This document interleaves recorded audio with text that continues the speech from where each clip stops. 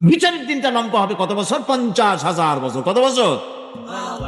দুনিয়ায় যেভাবে তুমি হিসাব করো, দুনিয়ার গণনা অনুযায়ী হাসরের বিচারের দিনটা হবে 50,000 বছরের মতো লম্বা। এক কিতাবে দেখেছি, তিনি লিখেছেন হিসাব করে কিয়ামতের ওই দিনটার হিসাবে 50,000 বছর একটা দিন লম্বা। ওই হিসাবে পৃথিবীতে যারা 60 বছর বাঁচলো, সেজন্য আখেরাতে 2 মিনিট দুনিয়ায় বাঁচলো। চিন্তা করেছে? মাত্র 2 মিনিট। 60 বছর যারা হায়াত পেল, 2 মিনিট বাঁচলো। এই 2 মিনিটের জন্য কত হাঙ্গামা, কত মারধর, কত সন্ত্রাস, ক্ষমতার জন্য লড়াই, ঠ্যাং করেঙ্গে ত্যাং করেঙ্গে, লাঠি কে আন্দার মুগুর ভরেঙ্গে, শক্তির ঠেলায় অস্থির। আবার বলে তো, সকল ক্ষমতার উৎস জনগণ। জনগণকে খুশি রাখার জন্য, জনগণকে খুশি রাখার জন্য সকল ক্ষমতার উৎস জনগণ। এই কথা শুনলে গায়ে জ্বালা ধরে মুমিনে, কারণ সকল ক্ষমতার উৎস জনগণ নয়, সকল ক্ষমতার উৎস আল্লাহ পাক। আমার নবীজি বলছেন, যে ব্যক্তি কোরআন পড়ল, কোরআন অনুযায়ী আমল করলো, কোরআনের হালালকে হালাল জেনে চললো, কোরআনের হারামকে হারাম জেনে চললো, আমার নবীজি বলেছেন কিয়ামতের দিন আল্লাহ রব্বুল আলামিন তাকে জান্নাতে প্রবেশ করাবেন। ধীরে ধীরে আল্লাহ রব্বুল আলামিন এ কোরআন নাজিল করেছেন, হুজুর মুখস্থ করেছেন। মুখস্থ করতে গিয়া বারবার তিনি জিহ্বা নাড়াচ্ছিলেন, দ্রুত করতেছিলেন, যাতে করে একটা আয়াত, একটা জের জবর যাতে বাদ না পড়ে যায়। রাসূলুল্লাহর এই কষ্টটুকুন আল্লাহ পাক বরদাস্ত করলেন না, তিনি ওহী নাজিল করে দিন। নবী কোরআনে কারীম মুখস্থ করার জন্য জিহ্বাকে এত নাড়াচাড়া করার কোনো দরকার নাই। আমার জিবরাইল আপনার প্রতি যখন ওহী নাজিল করে, আপনি আস্তে আস্তে করে একবার তার সঙ্গে উচ্চারণ করে যাবেন। গোটা কোরআন শরীফ আপনার সিনার ভিতরে মুখস্থ করায় দেওয়ার মালিক আমি আল্লাহ। বলুন, হে নবী, এই কোরআন নাজিল হয়েছে তার পক্ষ থেকে, যার কাছে আকাশ আর জমিনে গোপন বলে কোনো জিনিস নাই। তোমাদের মধ্যে উত্তম হচ্ছে সে ব্যক্তি যিনি কোরআন নিজে শেখে আর অপরকে শিখায়, সেই হচ্ছে উত্তম ব্যক্তি। কোন সুবহানাল্লাহ। বুঝতে চেষ্টা করুন, কিন্তু যখন তেলাওয়াত করবেন তখন আপনাকে আরবিতেই তেলাওয়াত করতে হবে। তেলাওয়াত করতে গেলে কি তেলাওয়াত করতে হবে? আরবিতে অবশ্যই পড়তে হবে। আপনি অন্য কোনো ভাষায় পড়তে পারবেন না। আপনি কি পারবেন নামাজ পড়তে দাঁড়িয়ে আল্লাহ সর্বশ্রেষ্ঠ, সমস্ত প্রশংসা তার যিনি তামাম জাহানের পালনেওয়ালা সৃষ্টিকর্তা, তিনি পরম করুণাময়, তিনি দয়ালু, তিনি বিচার দিনের বিচারক, তোমার কাছে সাহায্য চাই, একমাত্র তোমারই গোলামি করি, আল্লাহ সর্বশ্রেষ্ঠ। নামাজ হবে? নামাজ হবে। কোরআনকে বাধ্যতামূলক করা হয়েছে, আরবিতে পড়তে হবে। কিয়ামত পর্যন্ত এই কোরআন তার নিজস্ব ভাষায় টিকে থাকবে, কারো ক্ষমতা নাই একটা নক্ত পরিবর্তন করার অধিকার পৃথিবীর কোনো মানুষের নয়। নিজের থেকে কোনো কথা বানায়া আমার নামে যদি তিনি চালিয়ে দিতেন, তাহলে আমি তার ডান হাতকে চেপে ধরতাম।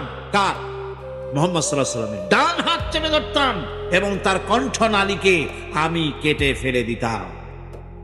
কণ্ঠনালীকে কেটে ফেলে দিতাম। আজ সত্যি গোটা পৃথিবী মানুষের হাতের মুঠার ভিতরে এসে গিয়েছে। এখন আর ওয়ার্ল্ড বলে না, এখন বলা হয়, বিশ্বকে বলা হয় গ্লোবাল ভিলেজ। এখন হচ্ছে গোটা পৃথিবী একটা গ্রাম।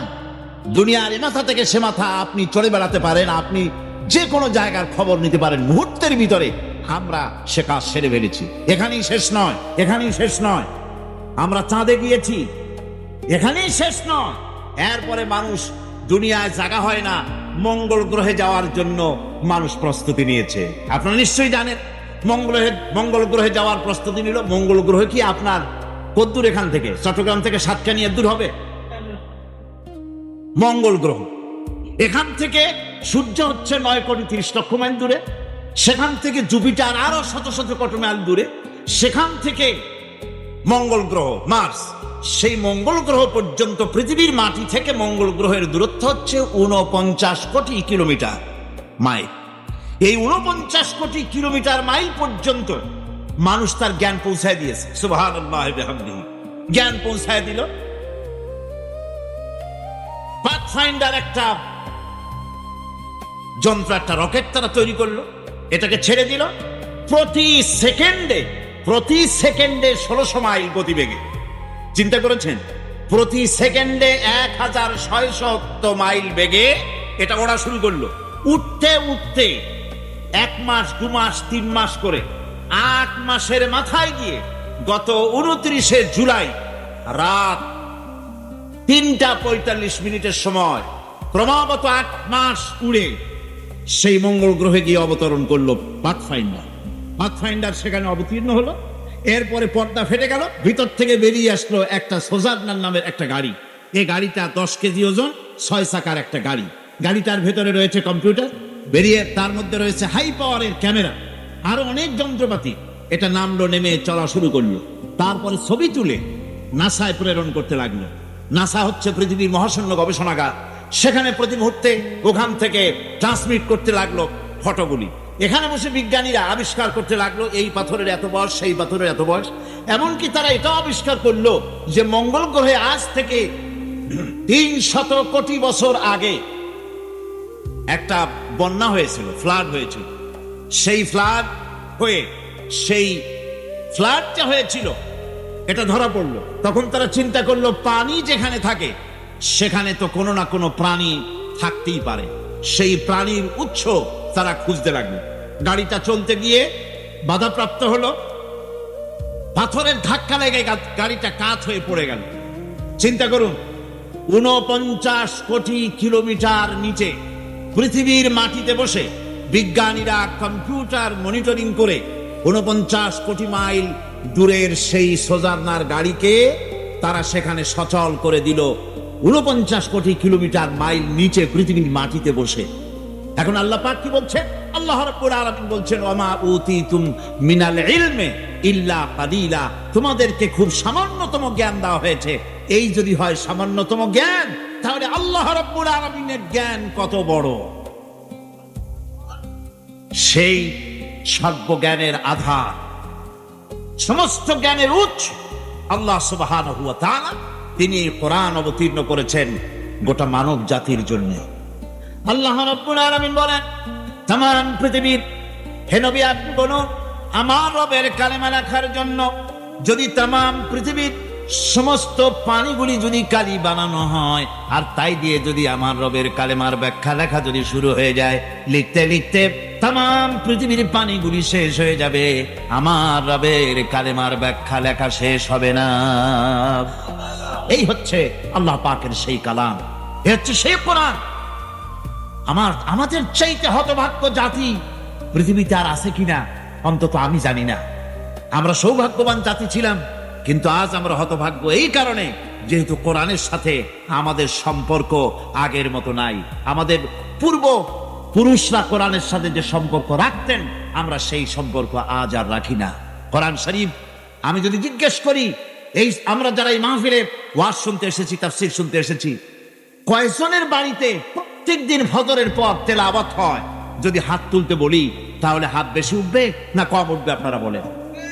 এরপরে যদি প্রশ্ন করি যে কয়জন তার বাড়িতে কোরআন শরীফ বুঝে পড়তে পারেন, তাহলে হাত কি আরো বেশি উঠবে না আরো কম উঠবে? তাহলে কোরআন শরীফের সঙ্গে আমরা অত্যাচার করছি, জুলুম করছি। এই কথাগুলি আমাদের মনে রাখা দরকার। এই কোরআনের মাহফিলে আজকে যারা হিন্দু ভাইরা এসেছেন, বৌদ্ধ এসেছেন, খ্রিস্টান এসেছেন, অমুসলিম ভাইরা এসেছেন, আমি তাদের সকলকে এই মাহফিলের পক্ষ থেকে, আমাদের অন্তরের অন্তঃস্থল থেকে আপনাদেরকে মোবারকবাদ জানাই, আপনাদেরকে শুভেচ্ছা জানাই, স্বাগতম জানাই। কারণ এ কোরআন শুধু মুসলমানদের জন্য নয়, এ কোরআন পৃথিবীর কোন একটি যুগের জন্য, কোন একটি বিশেষ জাতির জন্য কোরআন অবতীর্ণ হয় নাই। কোরআন সর্বকালের সর্বযুগের সকলে মানুষের জন্য এসেছে। এটা এসেছে পৃথিবীর মানুষের জন্য বয়ান হিসেবে, উপদেশের গ্রন্থ হিসেবে বিশ্ব মানবতার কাছে আল্লাহ পাক অবতীর্ণ করেছেন। মুসলমানরা শুধু দাবি করতে পারবে না যেটা শুধু আমাদের কোরআন, আর কারণ না। বন্ধুগণ, এ কোরআন কোনদিন পুরাতন হবে না। বাইতুল শরীফের হুজুর কি সুন্দর করে ছোট্ট ছোট্ট উপমা দিয়ে আমাদেরকে বুঝিয়েছেন। মিসাল দিলে মানুষ যত বোঝে, সারাদিন ওয়াজ করা, 300 পৃষ্ঠার বই পড়া আর ছোট্ট একটা দৃষ্টান্ত দেওয়া, এর থেকে অনেক দ্রুত মানুষের ব্রেন এটাকে ক্যাচ করে, ঠিক কিনা? কি সুন্দর করে তিনি বুঝাইছেন। মাথাটা আল্লাহর দেওয়া, এটা পুরানো, আর টুপিগুলি মানুষের তৈরি, জুতাটা মানুষের তৈরি, পাওয়াটা আল্লাহর তৈরি। কাজী পুরান, এগুলি পুরান হয়ে যায়, আল্লাহর তৈরিগুলো পুরান হয় না। এটা তো কোরআন, এটা কি? উনি প্রকৃতপক্ষে হাদিসের কথাই বলেছে। হাদিসের কথাই বলেছেন। রাসূল করিম সাল্লাল্লাহু আলাইহি সাল্লাম বলেছেন, লা ইউহসা আজাইবুহু ওয়ালা তুবলা গারাইবুহু। এই কোরআন শরীফ কোনদিন পুরাতন হবে না, জীর্ণ হবে না, দীর্ণ হবে না, কোনদিন এর আকর্ষণ কোনদিন বিনষ্ট হবে না। মানুষ শুধু শুনতেই থাকবে কোরআনকে, কোনদিন নষ্ট হবে না। আল্লাহ রাব্বুল আলামিন কোরআনে কারীমকে হেফাজত করেছেন। আজ পৃথিবীর বুকে ধর্মগ্রন্থ হিসাবে আল্লাহ পাকের কিতাব হিসাবে দুনিয়ায় কারো কাছে কোনো কিতাব নাই। সব তারমিম হয়েছে, তাহরিফ হয়ে গিয়েছে। একমাত্র কিতাব বিশ্ববাসীর কাছে আছে, যার নাম কোরআন। নাম কি? আল্লাহ পাক বলেন, কোরআনকে আমি হেফাজত করব, কোরআন আমি নিজে হেফাজত করব। এ ওয়াদা কার? বলেন না ওয়াদা কার? আল্লাহ পাকের ওয়াদা, আমি এটাকে হেফাজত করব। কোরআন আল্লাহ পাক হেফাজত করেছেন। পৃথিবীতে বেদের হাফেজ নাই, বাইবেলের হাফেজ নাই, এগুলি কেউ মুখস্থ করে নাই, কিন্তু কোরআন শরীফকে আল্লাহ পাক হেফাজত করেছেন। কোরআনকে যদি প্রশ্ন করা হয় যে তুমি কোথা থেকে এসেছো, কোথায় তুমি ছিলে, কোরআনে কারীম বলছে বরং এই কিতাব, এই কোরআন শরীফকে আল্লাহ পাক লোহে মাহফুজে রেখেছেন। লোহ মাহফুজ কি? লৌহন এ শব্দের অর্থ হচ্ছে ফলক, মাহফুজ এ শব্দের অর্থ হচ্ছে সংরক্ষিত। আল্লাহ পাক কোরআনকে সংরক্ষিত করেছেন একটা ফলকের মধ্যে। কিভাবে করলেন? সেই ফলকটার কাইফিয়ত কি আমরা জানি না। ওটা কি খোদাই করে লেখা, না ফেরেশতা দিয়ে আল্লাহ পাক রং আর তুলি দিয়ে লেখাইছেন, না কি কায়দায় ফলকের মধ্যে রাখছেন, এই কাইফিয়ত পৃথিবীতে কারো জানা নাই। যেমন আমরা জানি না হাফেজে যে ব্যক্তি কোরআন মুখস্থ করেছে, এই মাহফিলে হাফেজ আছেন না? হাফেজে কোরআন অবশ্যই আছে, কিন্তু এই কোরআন তিনি হেফাজত করেছেন কোথায়? তিনি যে মুখস্থ করেছেন রাখছেন কোথায়?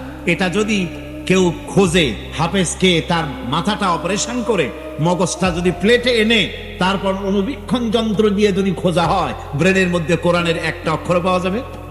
তার হৃদয়ের ভিতরে কোথাও পাওয়া যাবে? সুতরাং এখানে যে কায়দায় আল্লাহ পাক হেফাজত করেছেন, এরকম কোন এক কায়দায় আল্লাহ পাক হেফাজত করেছেন যে কায়দাটা আমাদের জানা নেই। আর আল্লাহ এমন ভাবে হেফাজত করলেন যা নষ্ট হওয়ার কোন উপায় নাই।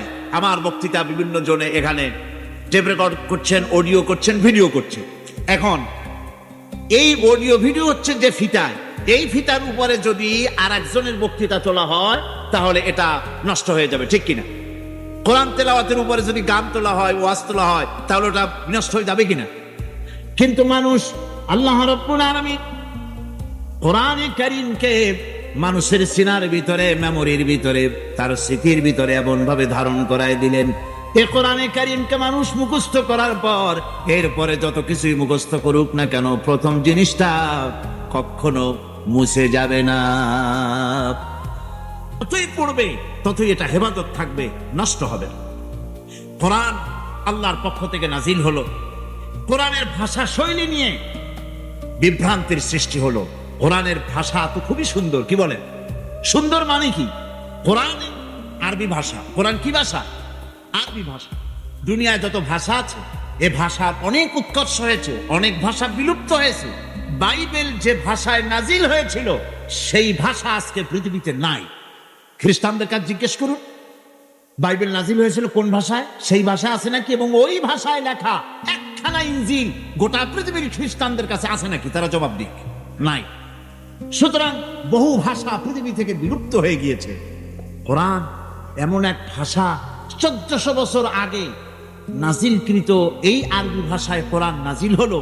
ভাষার এত উৎকর্ষ সাধিত হলো, সাহিত্যের মান এত বাড়লো, কিন্তু কোরআনের রচনা শৈলী, এর শব্দ বিন্যাস, এর ছন্দ, এর সুন্দর করে বাকভঙ্গি পৃথিবীর সকল যুগের সাহিত্যকে ম্লান করে দিয়েছে, ম্লান করতে থাকবে কিয়ামত পর্যন্ত।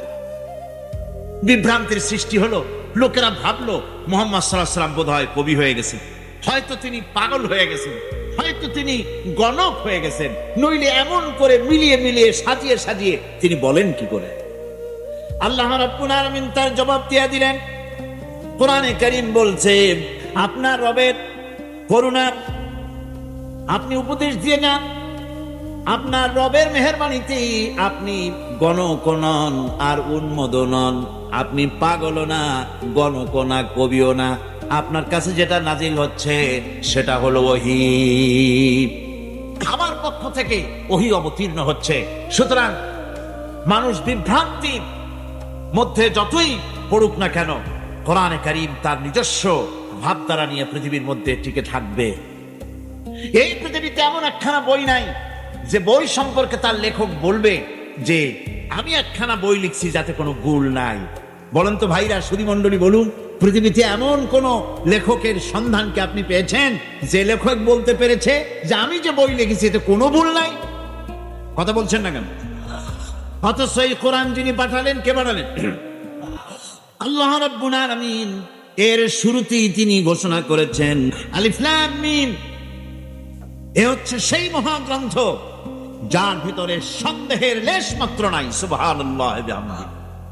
দুনিয়ায় সমস্ত বই শুরু হয় লেখকের দুর্বলতা দিয়ে। তিনি লেখেন, এই বই লিখতে গিয়ে যদি আমার কোনো ভুল হয়ে থাকে, কেউ যদি আমাকে ধরায় দেন, তাহলে আগামী সংস্করণে আমি তা পরিশুদ্ধ করিতে বাধ্য থাকিব। এরকম বলে কিনা? কিন্তু এই কিতাবের কাইফিয়াত ভিন্ন রকম, এই কিতাবের কায়দা ভিন্ন রকম। কোরআন নাজিল যিনি করলেন তার প্রশংসা দিয়ে কোরআন শুরু হলো। সমস্ত প্রশংসা আল্লাহ পাকের দিয়ে, তামাম জাহানের পালনেওয়ালা। সুতরাং এই কিতাবের ভিতরে সন্দেহের কোনো কারণ নাই। পৃথিবীর মানুষকে আল্লাহ পাক চ্যালেঞ্জ করেছেন, যদি সন্দেহ হয় আমার বান্দার উপরে যে কিতাব আমি অবতীর্ণ করেছি, যদি সন্দেহ হয় যেটা আমার বান্দার বানানো, তাহলে কোরআনের মতো করে সূরা বানায় আনো। 1400 বছর পার হয়ে গেল, আল্লাহ রাব্বুল আলামিনের এই চ্যালেঞ্জের মোকাবেলা কেউ করতে পারে নাই। নবী, আপনি বলুন, তামাম পৃথিবীর সমস্ত মানব জাতি আর জিন জাতি যদি একত্রিত হয় আর পরস্পরকে যদি সহযোগিতা করে, আর এই কোরআনের মতো যদি একখানা কোরআন তারা আনয়নের চেষ্টা করে, সকলে ব্যর্থ হয়ে যাবে। কিয়ামত পর্যন্ত কোরআনের মতো কোরআন কেউ বানাইতে পারবে না। এই চ্যালেঞ্জ আল্লাহ পাকের। 1400 বছর পার হয়ে গেল, এই চ্যালেঞ্জের মোকাবেলা কেউ করতে পারে নাই। বন্ধুগণ, আল্লাহ নাই এ কথা তো পৃথিবীর অনেকেই বলেছে, বলে নাই? বলেছে কিনা কোন? অনেকেই বলেছে দেয়ার ইজ নো গড, স্রষ্টা বলতে কেউ নাই, এ কথা বলেছে, পাগলেরা বলেছে। কিন্তু কোরআন আল্লাহর কিতাব নয়, এটা মানুষের বানানো, এ কথা কেউ বলতে পারে না। কারণ কেউ যদি একথা বলে যেটা আল্লাহর বানানো নয়, এটা মানুষের বানানো, তাহলে তাকেই লোকেরা ধরবে। যেটা যদি সত্যি মানুষের হয়, তুমিও তো মানুষ, বানায় দেখো কোরআন শরীফ, বানাও একখান দেখি আমরা। পৃথিবীর কোন মানুষ জাতে মাতাল হলেও ওরা তালে ঠিক আছে, এই কথা কেউ বলবে না। এই কথা কেউ বলবে না যেটা মানুষের বানানো। যেহেতু আল্লাহ পাক চ্যালেঞ্জ দিয়ে ছেড়েছেন, ফাতু বিসূরাতিন, ছোট্ট একটি সূরাও যদি হয়, বানাও কোরআন, কেউ পারে। সুতরাং এই কোরআনের রয়েছে বড় রকমের বৈশিষ্ট্য রয়েছে কোরআনে কারীমে। এটা হচ্ছে কালামে রব্বানি, আল্লাহ পাকের আখেরি কালাম, মানুষের জন্য আল্লাহ পাকের তরফ থেকে নাজিল করা সর্বশেষ হেদায়েতের গ্রন্থ, তাবিজের কিতাব নয়। কি বলেন, কোরআন কি তাবিজের কিতাব? না, এটা তাবিজের কিতাব নয়। কোরআন শরীফ হেদায়েতের গ্রন্থ, সর্বশেষ হেদায়েতের কিতাব আল্লাহর পক্ষ থেকে। আর কোন বাণী পৃথিবীর মানুষের জন্য আসবে না। কি বলেন, আসবে নাকি? আর আসবে না, শেষ হয়ে গিয়েছে। আল্লাহর বলা শেষ হয়ে গিয়েছে। প্রচলিত অর্থে অন্যান্য ধর্মগ্রন্থের মতো কোরআন কোন ধর্মগ্রন্থ নয়, অন্যান্য ধর্মগ্রন্থের মতো কোন ধর্মগ্রন্থ নয়। কোরআন এটা হচ্ছে জীবন বিধান। কোরআন এটা কি? আরো জোরে বলেন না, এটা কি? অন্যান্য ধর্মগ্রন্থে যা পাবেন না, তা কোথায় পাবেন? কোথায় পাবেন? এ কোরআনে কারীমে সব পাওয়া যাবে। আপনার অর্থনীতি পাওয়া যাবে, রাজনীতি পাওয়া যাবে, না যাবে না? সমাজনীতি পাওয়া যাবে, পারিবারিক নীতি পাওয়া যাবে, জুডিশিয়াল ল পাওয়া যাবে, ফৌজদারি দণ্ডবিধি পাওয়া যাবে, এর মধ্যে স্বরাষ্ট্রনীতি পাওয়া যাবে, পররাষ্ট্রনীতি পাওয়া যাবে, যুদ্ধ কার সাথে করবেন, কার সাথে করবেন না, কার সাথে চুক্তি করবেন, কার সাথে করবেন না, সবগুলি রব্বুল আলামিন কোরআনে কারীমের মধ্যে বলে দিয়েছেন। সব কোথায় আছে? কোরআন আছে। নাদান, কোরআন পড়ে না, কোরআন বোঝে না, যার জন্য কোরআনকে এড়িয়ে চলার প্রবণতা সৃষ্টি হয়েছে। শান্তি হবে না। শান্তির জন্য যত প্রচেষ্টা করুক পৃথিবীর মানুষ, বিশ্বাস করুন শান্তি হবে না, হবে না, হবে না। আমার নবী নফসকে অনুসরণ করে, প্রবৃত্তিকে অনুসরণ করে কোন কথা তিনি বলেন না। নবী যেটা বলেন সেটা হলো ওহী। আমার পক্ষ থেকে তিনি কথা বলেন, আমার বলা কথাই বলেন। তিনি যদি আমার কোনো কথা আমার নামে চালাই দিতেন, নিজের থেকে কোনো কথা বানায়া আমার নামে যদি তিনি চালিয়ে দিতেন, তাহলে আমি তার ডান হাতকে চেপে ধরতাম। কার? মুহাম্মদ সাল্লাল্লাহু আলাইহি ওয়াসাল্লামের ডান হাত চেপে ধরতাম এবং তার কণ্ঠনালীকে আমি কেটে ফেলে দিতাম। কণ্ঠনালীকে কেটে ফেলে দিতাম। তিনি কোন কথা নিজের থেকে বানিয়ে বলেন নাই। কোরআনের থেকে যা বলেছে, কোরআনের নামে যা বলেছেন সব আমার বাণী, আমার কথা। কোরআন আরবি ভাষা আর হাদিসও আরবি ভাষা। দুটোর মধ্যে পার্থক্য আছে না নাই? ফ্যান সরাতে হবে। দুটোর মধ্যে পার্থক্য আছে না নাই? পার্থক্য আছে। কোরআনও পড়েন, হাদিসও পড়েন, ভাষা যদিও আরবি, কিন্তু দুটোর মধ্যে ভাষাগত, ছন্দগত, শব্দবিন্যাসগত, শ্রুতি মধুরতার দিক থেকে অনেক পার্থক্য। কিন্তু আসলে জিনিস আসছে একই জায়গা থেকে। কোরআনের ভাব আর ভাষা দুটোই আল্লাহ, হাদিসের ভাষাটা রাসূল করিম সাল্লাল্লাহু আলাইহি সাল্লামের ভাবটা আল্লাহ পাকের। সুতরাং নবী যা বলেছেন সব কথা আমার পক্ষ থেকেই বলেছেন। কোরআন একমাত্র কিতাব যা আজ পর্যন্ত অবিকৃত অবস্থায়, অকৃত্রিম অবস্থায় পৃথিবীর মানুষের কাছে আছে, যার মধ্যে কোন তারবিম তাহারিফ আজও হয় না।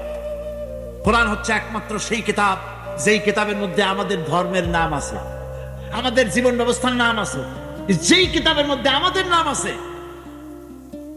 কিরকম? আমাদের দ্বীনের, আমাদের ধর্মের নাম কি? বলেন, এর নাম কি? কোরআন শরীফ ইসলামের নাম আছে কিনা? ইন্নাদ-দীনা ইনদাল্লাহিল ইসলাম। ইসলাম হচ্ছে কেবলমাত্র আমার কাছে মনোনীত জীবন ব্যবস্থা। এই ইসলামের কথা আল্লাহ পাক কোরআনে বলেছেন। মুসলমান আমরা জাতি হিসাবে কি? মুসলমান, এই জাতির কথা কোরআনের মধ্যে বলা হয়েছে, হুয়া সাম্মাকুমুল মুসলিমিন। আমাদেরকে মুসলমান বলা হয়েছে, কোরআন শরীফ বহু জায়গায় কথা আসছে। কিন্তু হিন্দু, খ্রিস্টান, বৌদ্ধ এই সব কথাগুলি তারা নিজেরা তৈরি করেছে, তাদের ধর্মগ্রন্থের মধ্যে নাই।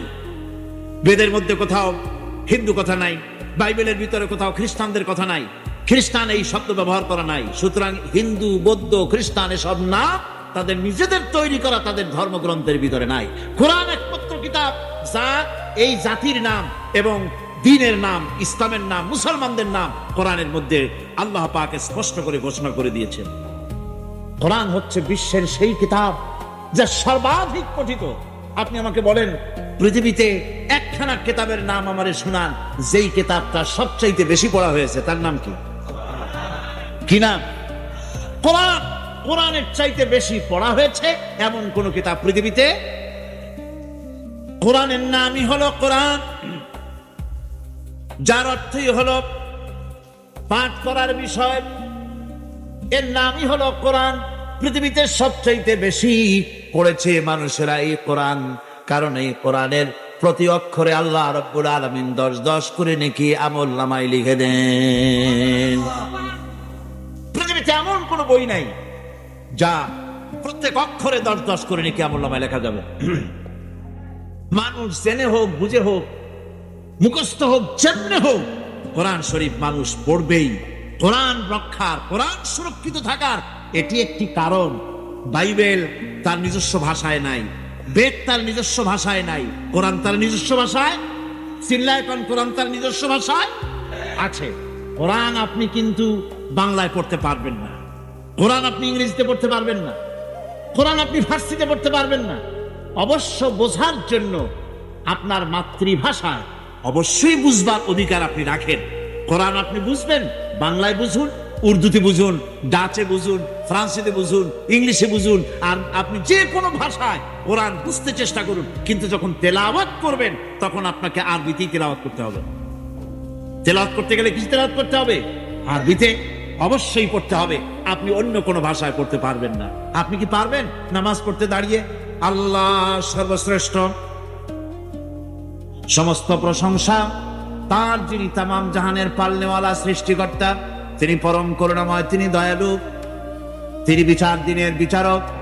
তোমার কাছে সাহায্য চাই, একমাত্র তোমারই গোলামি করি। আল্লাহ সর্বশ্রেষ্ঠ।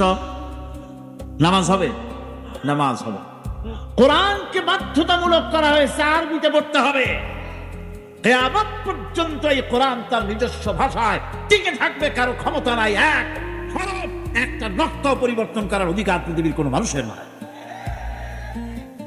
কোরআন শরীফ একমাত্র সেই বিশাল গ্রন্থ যা মানুষ মুখস্থ করেছে। পৃথিবীতে অন্য কোনো বই কেউ অন্য কোনো কিতাব কেউ মুখস্থ করতে পারে নাই। কোরআন একমাত্র কিতাব, মাতৃভাষা নয়, অথচ মুখস্থ করেছে। এরকম কোন কিতাবের নাম আপনার জানা আছে নাকি? নাই। আমাদের মাতৃভাষা কি আরবি? কি আমাদের মাতৃভাষা? আমাদের মাতৃভাষা বাংলা। আরবি আমার মাতৃভাষা নয়, পিতৃভাষাও নয়। কিন্তু কোরআন শরীফ বাংলাদেশের হাজার হাজার লক্ষ লক্ষ মুসলমান মাতৃভাষা নয়, আরবি ভাষা কোরআনের মতো এত বড় কিতাব মুখস্থ করে সিনার মধ্যে জমা করেছে। পাকিস্তানের ভাষা উর্দু, ভারতের ভাষা হিন্দি, উর্দু, নানান ভাষা আছে। আমেরিকা, ইংল্যান্ড ইংরেজি ভাষা আছে, বিভিন্ন জায়গায় ইংরেজি, বিভিন্ন রকমের ভাষা আছে। যত ভাষার লোক হোক না কেন, কোরআন যারা মুখস্থ করে নিজের মাতৃভাষা নয় অথচ মুখস্থ করেছে, এমন নজির, এমন দৃষ্টান্ত পৃথিবীতে কোথাও নাই। সুবহানাল্লাহ। কোরআন হচ্ছে সেই কিতাব যা আল্লাহ পাক রাসূল করিম সাল্লাল্লাহু আলাইহি ওয়াসাল্লামের জীবনের জন্য একটা মুজিজা হিসেবে পৃথিবীর মানুষের কাছে রাসূলের মাধ্যমে পাঠিয়েছেন গোটা বিশ্ববাসীর কাছে। কোরআন হচ্ছে একটা মুজিজা। কোরআন কি মুজিজা? রাসূলের জীবনে 3000-এর অধিক মুজিজা রাসূলের জীবনে ঘটেছে, নবুয়তের জীবনে। কিন্তু কোরআন হচ্ছে সর্বশ্রেষ্ঠ মুজিজা, এর থেকে বড় মুজিজা কিছুই নাই। আল্লাহ রাসূল বিদায় হয়ে গিয়েছেন, মুজিজা তিনি রেখে গিয়েছেন। এই মুজিজা দিয়ে পৃথিবীর মানুষ কিয়ামত পর্যন্ত উপকৃত হতে থাকবে, কোনো সন্দেহ নাই। কোরআন হচ্ছে সেই কিতাব যা এক সময় নাজিল হয় নাই, এট এ টাইম নাজিল হয় নাই। কোরআন শরীফ নাজিল হয়েছে ধীরে ধীরে, আস্তে আস্তে করে 23 বছর 5 মাস ধরে ধীরে ধীরে কোরআন নাজিল হয়েছে। আর আন্দোলনের, ইসলাম হচ্ছে একটি আন্দোলনের নাম। ইসলাম কিসের নাম বলেন? ইসলাম হচ্ছে আন্দোলনের নাম, ইসলাম একটি বিপ্লবের নাম, ইসলাম একটা শরিয়তের নাম, ইসলাম একটা মুকাম্মাল নিজামে হায়াতের নাম। এই ইসলামী মুকাম্মাল নিজামে হায়াতের জন্য যখন যা দরকার, ধীরে ধীরে আল্লাহ রাব্বুল আলামিন এ কোরআন নাজিল করেছেন। হুজুর মুখস্থ করেছেন, মুখস্থ করতে গিয়া বারবার তিনি জিহ্বা নাড়াচ্ছিলেন, দ্রুত করতেছিলেন যাতে করে একটা আয়াত, একটা জের জবর যাতে বাদ না পড়ে যায়। রাসূলুল্লাহর এই কষ্টটুকুন আল্লাহ পাক বরদাস্ত করলেন না, তিনি ওহী নাজিল করে দিন নবী কোরআনে কারীম মুখস্থ করার জন্য। জিহ্বাকে এত নাড়াচাড়া করার কোনো দরকার নাই। আমার জিবরাইল আপনার প্রতি যখন ওহী নাজিল করে, আপনি আস্তে আস্তে করে একবার তার সঙ্গে উচ্চারণ করে যাবেন। গোটা কোরআন শরীফ আপনার সিনার ভিতরে মুখস্থ করায় দেওয়ার মালিক আমি আল্লাহ। আমি আপনাকে মুখস্থ করায় দিব, কোনো চিন্তা নাই। যে যুগে টেপ রেকর্ডার ছিল না, রাসূলুল্লাহর যুগে টেপ রেকর্ডার ছিল, প্রেস ছিল, কম্পিউটার ছিল, কিছুই ছিল না। ছাপাখানা নাই, প্রেস নাই, কম্পিউটার নাই, তারপরে টেপ রেকর্ডার নাই। সেই যুগের নাজিল করা কোরআন আজ পর্যন্ত আল্লাহ পাক হেফাজত করে রেখেছেন। কারণ এটা বিশেষ কোনো যুগের জন্য আসে নাই, বিশেষ কোনো জাতির জন্য আসে নাই, এসেছে পৃথিবীর সমস্ত মানুষের জন্য। কোরআন হচ্ছে সকল প্রকার জ্ঞানের উৎস। এতে রয়েছে মানব জীবনের সকল জটিল সমস্যার সন্তোষজনক সমাধান রয়েছে কোরআনের ভিতরে। আমি প্রত্যেকটি বিষয়কে আমি বিস্তারিতভাবে কোরআনের ভিতরে বর্ণনা করে দিয়েছি। আল্লাহ পাক এই কোরআন নাজিল হয়েছে আল্লাহ পাকের কাছের থেকে, যিনি সবচাইতে জ্ঞানী, যার কাছে কোনো জিনিস গোপনীয় নাই। বলুন হে নবী, এই কোরআন নাজিল হয়েছে তার পক্ষ থেকে, যার কাছে আকাশ আর জমিনে গোপন বলে কোনো জিনিস নাই, সব যার কাছে স্পষ্ট, সে আল্লাহ রাব্বুল আলামিন এই কোরআন নাজিল করেছেন। সুতরাং এই কোরআন আল্লাহর পক্ষ থেকে এসেছে গোটা পৃথিবীর মানুষের জন্য। আর এর মধ্যে সব জিনিস খুলে খুলে আমি কোরআনের মধ্যে বয়ান করে দিয়েছি। মানুষের জীবনের জন্য দরকার, অথচ কোরআনে লেখা হয় নাই এমন কোনো বিষয় নাই, সব জিনিসকে কোরআনের মধ্যে খুলে খুলে আমি বলে দিয়েছি। দেখুন 23 বছর ধরে, লক্ষ্য করুন 23 বছর ধরে কোরআন নাজিল হলো। এটা যদি আল্লাহ ছাড়া অন্য কারো কাছ থেকে আসতো তাহলে এর একটার সাথে আরেকটার সঙ্গতি থাকতো না, এক একটা বিষয় আর একটা বিষয়ের সাথে অসঙ্গতিপূর্ণ হয়ে যেত। কথা ঠিক কিনা? আল্লাহ রাব্বুল আলামিন বলেন, তবে কি তারা কোরআন সম্পর্কে গবেষণা করে না, চিন্তা করে না, চিন্তা ভাবনা করে না?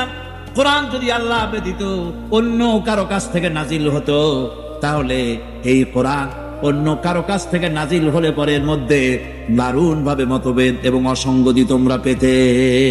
এর মধ্যে কোনো অসঙ্গতি নাই। কোরআন শরীফ আল্লাহ পাকের কাছ থেকে এসেছে, এতে কোনো সন্দেহ নাই। এবং সকল প্রকার মানব জীবনের সব সমস্যার সমাধান কোথায় আছে? জোরে বলেন না, কোথায় আছে? এই কোরআনের ভিতরে সকল সমস্যার সমাধান আছে। কোরআনের সম্মান যদি আমরা করি, আল্লাহ আমাদের সম্মান করবেন। সুবহানাল্লাহ। আমরা তো মনে করি মন্ত্রী হইতে পারলে মর্যাদা বাড়ে, এমপি হইতে পারলে মর্যাদা বাড়ে, প্রেসিডেন্ট হইতে পারলে মর্যাদা বাড়ে, মিল কলকারখানার মালিক হতে পারলে মর্যাদা বাড়ে না।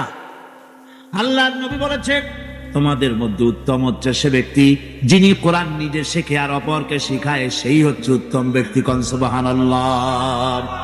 কোরআন আল্লাহ পাকের কাছের থেকে এসেছে, সম্মান দিবেন আল্লাহ কোরআনের মাধ্যমে।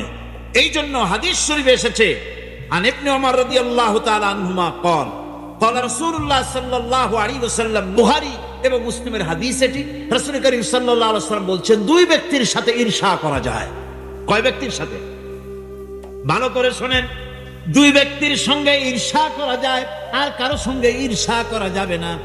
একজন হচ্ছে যাকে কোরআনের ইলম দেওয়া হয়েছে আর সে কোরআন নিয়ে সে তেলাওয়াত করে, নামাজের মধ্যে দাঁড়িয়ে দাঁড়িয়ে তেলাওয়াত করে, কোরআনকে দিনের বেলায় পড়ে, রাতের বেলায় পড়ে, কোরআন বোঝে, কোরআন মেনে চলে, তার প্রতি তার সাথে ঈর্ষা করা যায় তার মতো হওয়ার জন্য। আর এক ব্যক্তি হলো যাকে মাল দেওয়া হয়েছে, ধন দৌলত দেওয়া হয়েছে, এই মালগুলি সে আল্লাহর রাস্তায় খরচ করে, দিনেও করে রাতেও করে।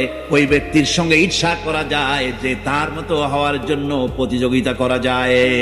ঈর্ষা করার জন্য দুই ব্যক্তি, আর কেউ নেই। কোরআন যে পড়ে, কোরআন যে শেখে, কোরআন যে শেখায়, তার মতো হওয়ার জন্য প্রতিযোগিতা করা উচিত। কোরআন যে আমল করে, দিনে রাত্রে তেলাওয়াত করে, কোরআনের চাইতে মজা এই পৃথিবীতে আর কিছু। আমার বন্ধুগণ, হাদিস শরীফে রাসূল করিম সাল্লাল্লাহু আলাইহি ওয়াসাল্লামের হাদিস এসেছে, আন ওমর ইবনুল খাত্তাব রাদিয়াল্লাহু তাআলা আনহু قال قال رسول الله সাল্লাল্লাহু আলাইহি ওয়াসাল্লাম, রাওয়াহু মুসলিম।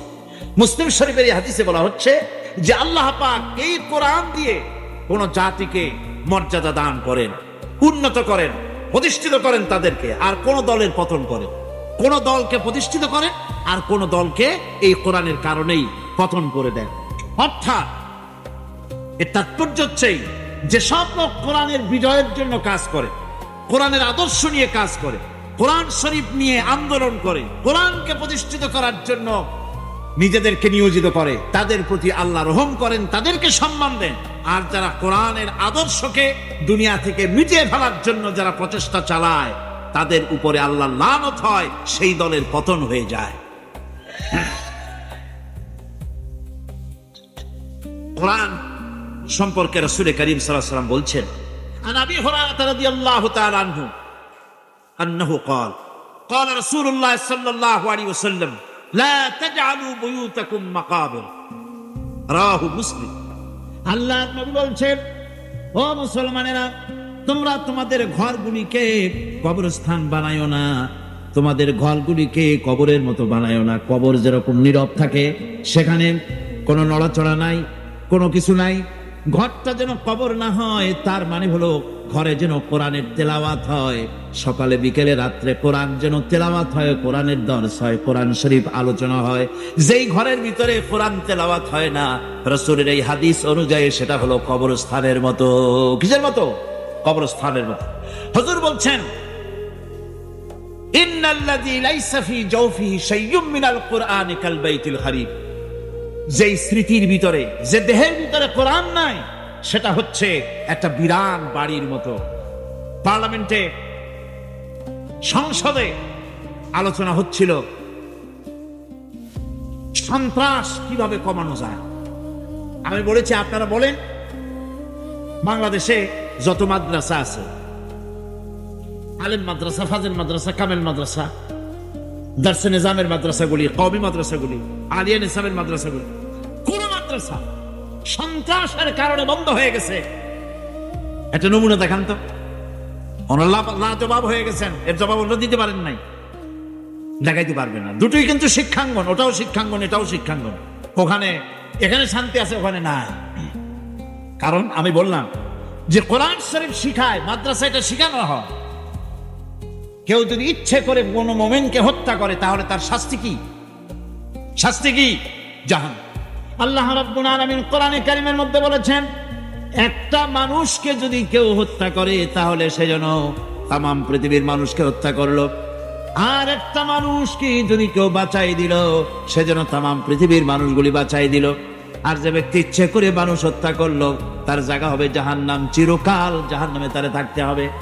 মাদ্রাসাগুলি পড়ায়া ছাত্রদের মগজের ভিতরে, রক্তের ভিতরে এই আল্লাহর ভয়, জাহান্নামের ভয় ঢুকিয়ে দেওয়া হয়, যার ফলে মাদ্রাসাগুলি সন্ত্রাসের কারণে কোথাও বন্ধ হয় নাই।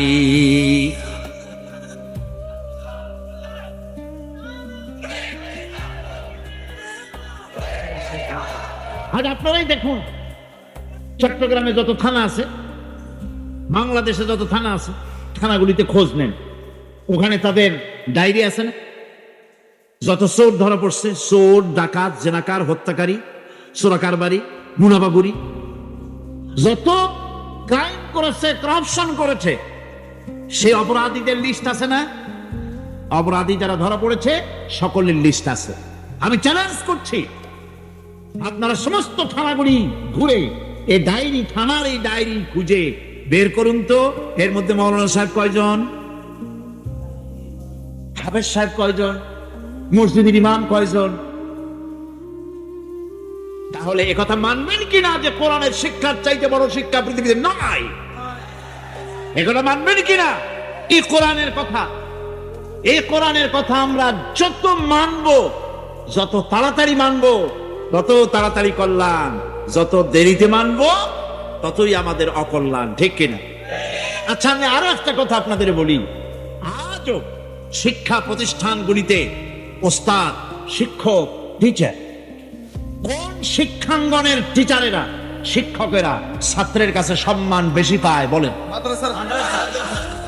আলহামদুলিল্লাহ কইতে ইচ্ছে করে না? আমি আপনাদেরকে ভিজিট করতে বলবো, আজকের মাহফিলের সাংবাদিক, সাহিত্যিক, বুদ্ধিজীবী, শিক্ষক সকলকে বলবো, মেহরবানি করে কোনো খবর না দিয়া মাদ্রাসাগুলিতে যে দেখেন মাদ্রাসার ছাত্ররা ওস্তাদকে কিভাবে সম্মান করে।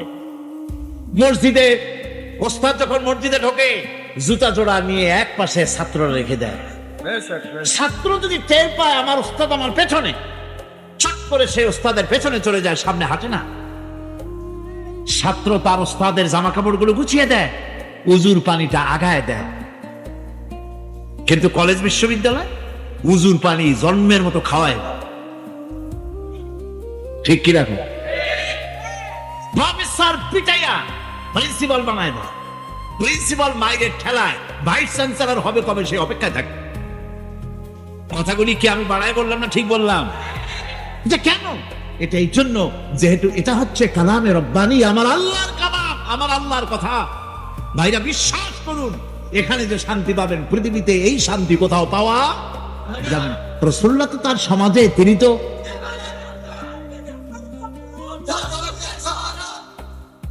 রাসূল করিম সাল্লাল্লাহু আলাইহি ওয়াসাল্লাম, তিনি তো সমাজে কোনো জাদু করেন নাই। নাউযুবিল্লাহ।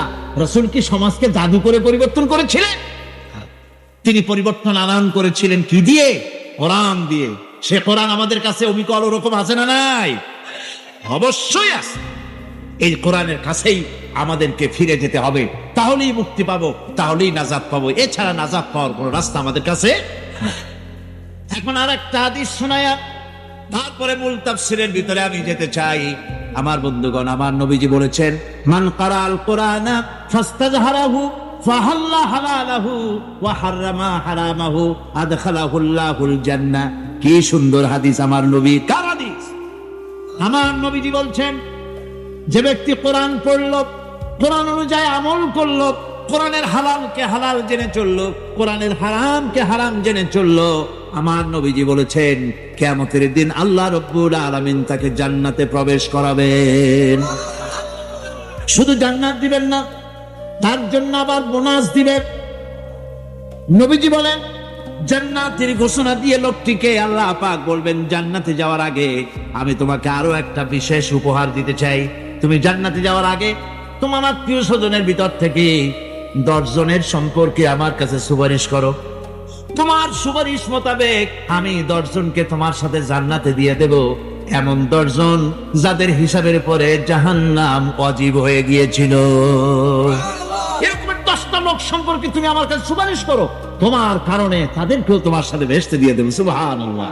আজ কতই না ভালো হতো যদি কলেজ বিশ্ববিদ্যালয়গুলিতে কোরআন পড়ানো হতো, হাদিস পড়ানো হতো, ঠিক কিনা কন?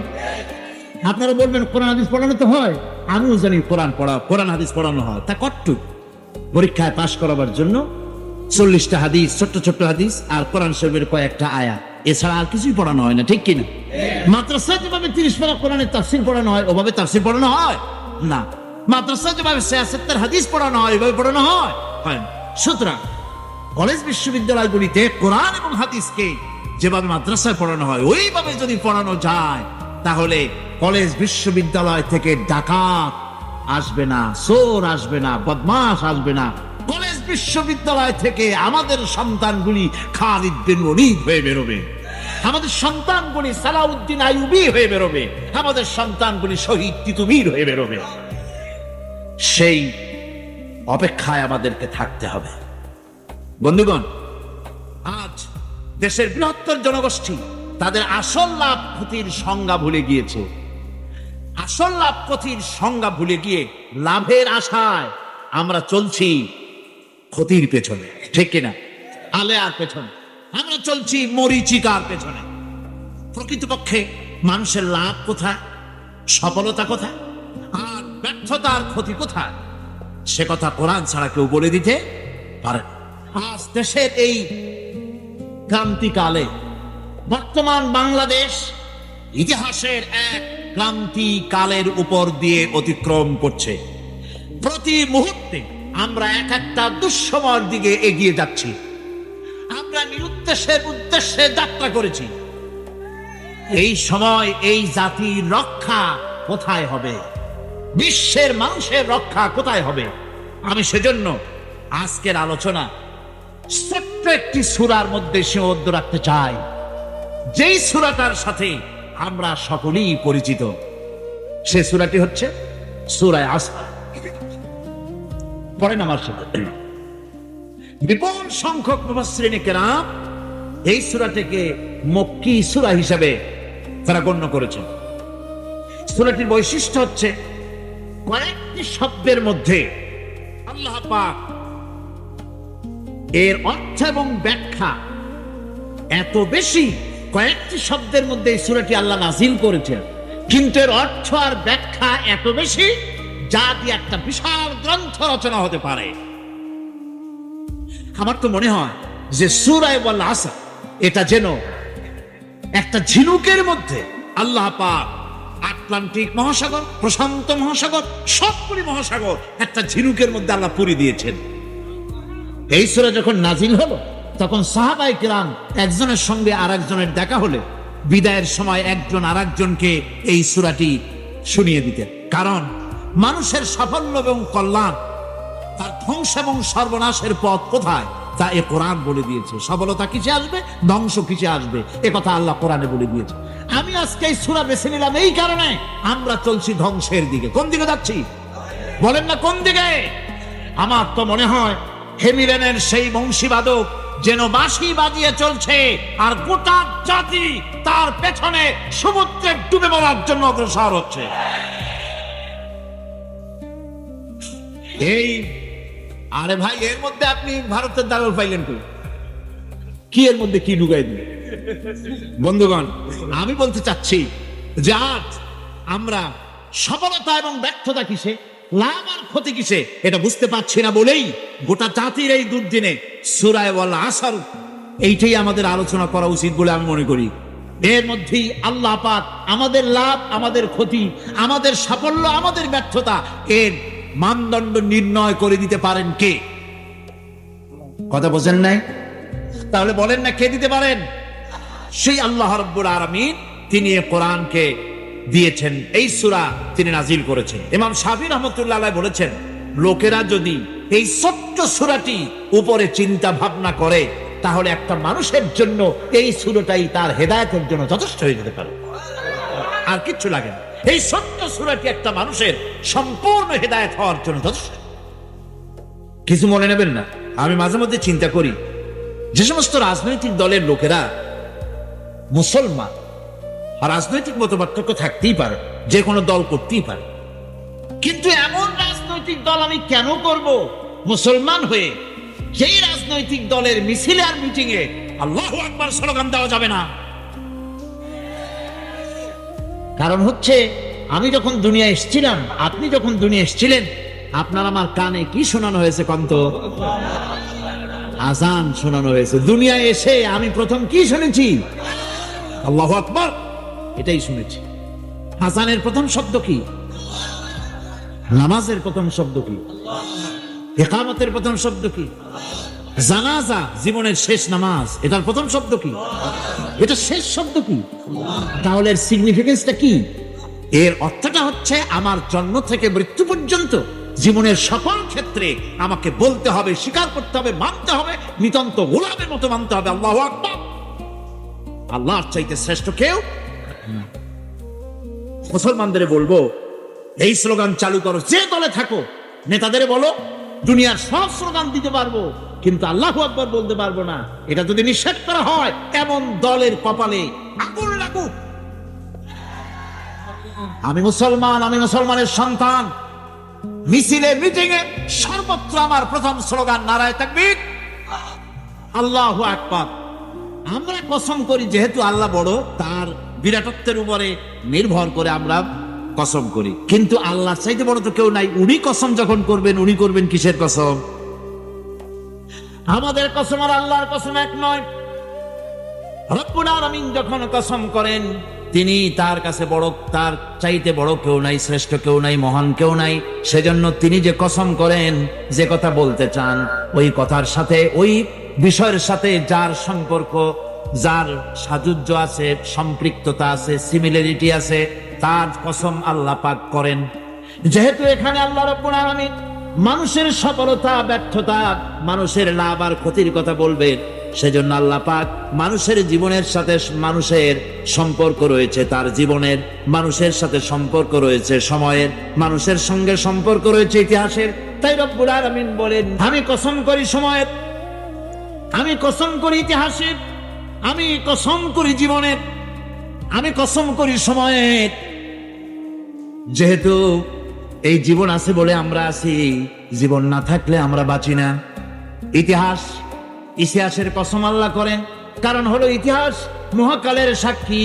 এই মহাকালের দুষ্কৃতিকারা, তাদের দুষ্কৃতি, যারা তাদের দুষ্কৃত, তাদের দুষ্কৃত কর্ম, যা তারা যে খারাপ কাজ করেছে, সেই খারাপ কাজের ইতিহাস ধারণ করেছে।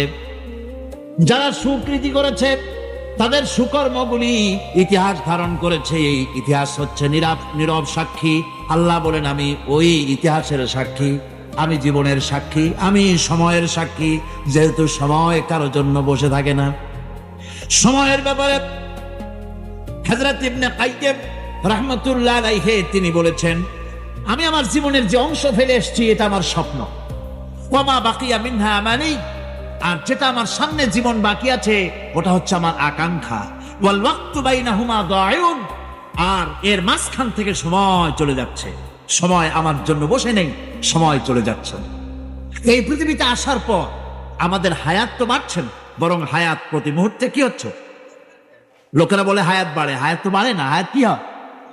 জন্মের পরের থেকে আমার জন্য রিজার্ভ আছে যতটুকু, 50 বছর বাঁচবো, 60 বছর বাঁচবো, যতটুকু হায়াত আমার জন্য নির্ধারিত করা আছে, নির্ধারণ করা আছে। প্রতিদিন একদিন একদিন করে কমে যেতেছে। এজন্য আমি বলি, আমার বাড়িতে যে ঘড়িটা আছে, এই ঘড়িটা বেলা একটার সময় ঢং করে একটা আওয়াজ দেয়, শ্রোতাকে শুনিয়ে দেয়, বাড়িওয়ালা তোমার জীবনের মূল্যবান হায়াত থেকে 1 ঘন্টা কমাইয়া দিলাম। 2টার সময় 2টা ঘন্টা লাগায় শোনায় দিল, বান্দারে তোমার জীবনের মূল্যবান সময় থেকে 2টি ঘন্টা কমে গেল। এমনি করে দিন গেল, মাস গেল, বছর গেল, আমাদের হুঁশ হলো না। সময় চলে গেল তাস খেলে খেলে, সময় চলে গেল আমাদের খেলাধুলা করে, শয়তানি বদমাশি করে। সময় কতটুকু পেলাম? কিয়ামতের দিন, বিচারের দিনটা যেটা হবে, আল্লাহ রাব্বুল আলামিন বলেন বিচারের দিনটাই লম্বা হবে। বিচারের দিনটা লম্বা হবে কত বছর? 50,000 বছর। কত বছর? দুনিয়ায় যেভাবে তুমি হিসাব করো, দুনিয়ার গণনা অনুযায়ী হাসরের বিচারের দিনটা হবে 50,000 বছরের মতো লম্বা।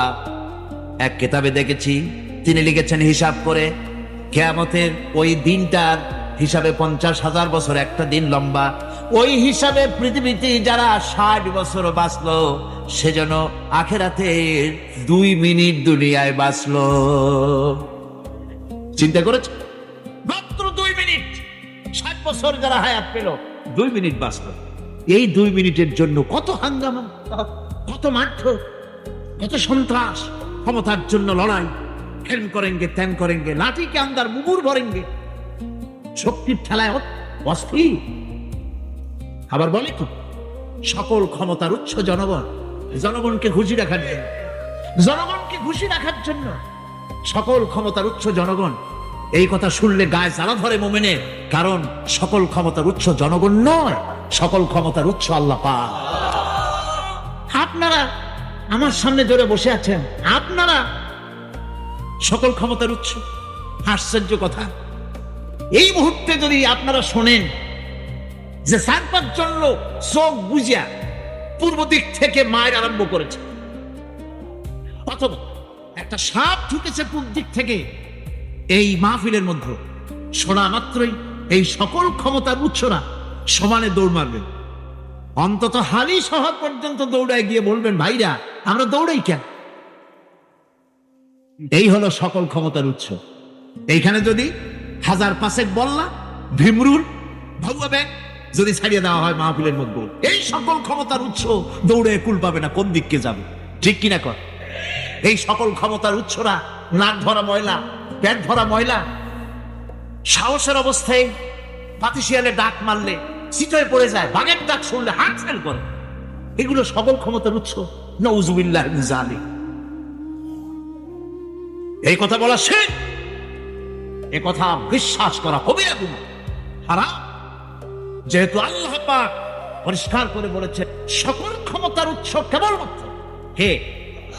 চিল্লায় বলেন, হাত উঁচু করে বলেন, সকল ক্ষমতার উৎস কেবলমাত্র আল্লাহ সুবহানাহু ওয়া তাআলা।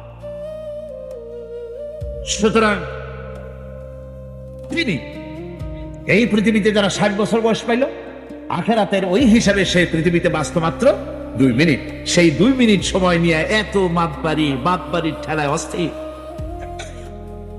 আমার বন্ধুগণ, সময় চলে যাচ্ছে স্রোতের মতো করে, কারোর জন্য সময় অপেক্ষা করতেছে না। আমাদের মৃত্যু প্রতি মুহূর্তে কাছে চলে আসতেছে। মৃত্যু সম্পর্কে আমাদের কারো জানা নাই, যে কোনো মুহূর্তে মৃত্যু আমাদের কাছে এসে যেতে পারে। মৃত্যু সম্পর্কে কিছুই জানা নাই, অথচ প্রতি মুহূর্তে আমরা মৃত্যুর দিকে গিয়ে চলছি। মাল সামান 100 বছর কি ধরে খাবো তাও জমা করে রেখেছি, কিন্তু এক মুহূর্তের খবর নাই। মাহফিলে এসেছি, বাড়ি যেতে পারবো নিশ্চয়তা নাই। আছে? বলেন আছে? আপনি বাড়ি যাও ভালো, বসেছেন, দাঁড়াতে পারবেন, এই নিশ্চয়তা আছে? নাই। সুতরাং যে সময়ের উপরে কসম করি, মূলত সময়ের অপরিসীম গুরুত্ব সম্পর্কে আল্লাহ পাক মানুষকে বুঝাই দিতেছেন। সময়ের দাম দাও। আমাদের সময় চলে যায় গান শুনতে শুনতে, আশ্চর্য মলম বিক্রি করা দেখতে দেখতে, তাস পাশা খেলতে খেলতে সময় চলে যায়, কেউ খেয়াল করে না। সময় বলতে অতীত কালও হতে পারে, আবার বর্তমানও হতে পারে। আর বর্তমান কাল কোনো কালই না, বর্তমান কাল কোনো কাল নয়। প্রতি মুহূর্তে ভবিষ্যৎ এসে বর্তমান হয়, আর প্রতি মুহূর্তে বর্তমান কি হয়? অতীত হয়ে যায়। বর্তমান কাল বলে কোনো কাল না, প্রতি মুহূর্তে অতীত হয়ে যাচ্ছে। এই যে আমি মাহফিলে বসছিলাম প্রথম এসে, ওইটা কি এখনো বর্তমান আছে? এই যে বর্তমান কথা বলছি, এটা অতীত হয়ে যাচ্ছে। সুতরাং বর্তমান কাল নাই। আল্লাহ পাক ওয়াল আসরে, সময়ের কসম করে বলছেন, যদি আমরা চিন্তা ভাবনা করি তাহলে আমরা লক্ষ্য করব আমাদের আসল মূলধন সময়। আসল মূলধন কি? জীবনের আসল মূলধন কি? সময়। ইমাম রাজি রহমতুল্লাহ আলাইহি এই পর্যায়ে এক বুজুর্গের ব্যক্তির কথা তিনি আলোচনা করেছেন। তিনি বলেছেন যে একটা লোক, তিনি সূরা ওয়াল আসর এর ব্যাখ্যা তিনি বুঝতেছিলেন না। ব্যাখ্যা এই মাথার মধ্যে ঘুরপাক খাচ্ছিল এর ব্যাখ্যা। একবার তিনি বাজারে ঢুকলেন, তারপরে তিনি শুনতে পেলেন বাজারের এক প্রান্ত থেকে একজন চিল্লায় বলতেছে, সেই ব্যক্তির উপরে রহম করো যার পুঁজি গলে যায়, সেই ব্যক্তির উপরে রহম করো যার পুঁজি গলে যায়। উনি চিন্তা করলেন পুঁজি এবার বলে কেমন? উনি দৌড়ে গেলেন, যায় দেখেন যে যে ব্যাটা চিল্লাচ্ছে সে হচ্ছে বরফ বিক্রেতা। কি বিক্রেতা? বরফ, বরফ, আইস। এখন এই বরফ বিক্রেতা সে চিল্লায় বলতেছে, সেই ব্যক্তির পরে রহম করো যার পুঁজি কি গলে যায়। সূর্যের তাপ আসছে আর বরফ গলে যাচ্ছে। সে বুঝাতে চাচ্ছে যে আমার এই বরফটা জমা থাকা অবস্থায় তোমরা কেউ কেনো, যেহেতু আমার পুঁজি তো এর মধ্যে আমি ইনভেস্ট করেছি। এটা যদি পানি হয়ে যায় তো পানি তো কেউ কিনবে না, এটা তো যেখানে সেখানে পাওয়া যায়। বরফ পাওয়া যায় না বলি তো আমি বরফ কিনে আনছি। তোমরা আমার প্রতি দয়া করো, তাড়াতাড়ি করে বরফটা কিনে নিয়ে যাও। ইমাম রাজি রহমতুল্লাহ আলাইহি বলেন, বুজুর্গ ব্যক্তি চিৎকার মেরে বললেন, আল্লাহু আকবার। আমি কিন্তু এই বরফ বিক্রেতার ঘোষণার মধ্য দিয়ে সূরা ওয়াল আসরের তাফসীর আমি বুঝে ফেলেছি। তার মানে হলো, বরফ বিক্রেতা যেভাবে বলতেছে সেই ব্যক্তির উপরে রহম করো যার পুঁজি গলে যায়, আমারও তো একটা পুঁজি আছে, ওই পুঁজির নাম হায়াত। প্রতি মুহূর্তে আমার পুঁজি তো গলে যেতেছে, আমার পুঁজি তো গলে যায়, প্রতি মুহূর্তে কমে যেতেছে। আহারে, এই পুঁজি যে গলে গেল ধরে রাখতে পারলাম না, এজন্য কিছুই তো করতে পারি নাই। সূরা ওয়াল আসরের ভিতরে মানুষের আয়ুষ্কাল দেওয়া হয়েছে, বরফ গলে যাওয়ার মতো দ্রুত সে আয়ু কমে যাচ্ছে। একে যদি নষ্ট করে ফেলা হয়, ভুল কাজে ব্যয় করা হয়, সেটাই হচ্ছে মানুষের মূল ক্ষতি। মানুষের মূল ক্ষতি। ব্যবসায় ক্ষতিগ্রস্ত হয়েছে, এটা মূল ক্ষতি নয়। স্বাস্থ্য হারাইছে, মূল ক্ষতি নয়।